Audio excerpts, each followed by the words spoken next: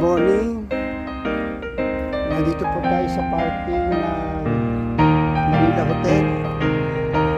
Ito yung Manila Hotel.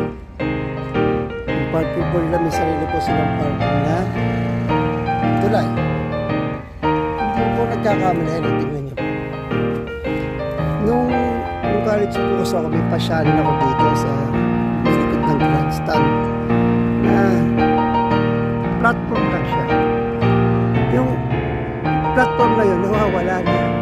So, feeling ko, ito yung H2O. Ayan yung H2O. So, pinatong nila yung dating platform lang na para siyang park. Ayan. Yung building po kasi na yan, ano yan po ngayon yung H2O. Matagal na rin po yan yung hotel na yan. Kaya lang platform po nung araw yun, diba, para isang naka-floating na park. Ayan. Tapos meron dito na floating restaurant.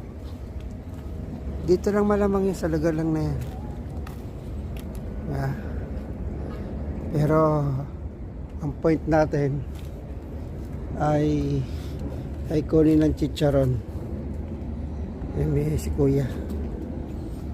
Ayun yung tubig dito. Medyo hindi kaya-aya yung amoy.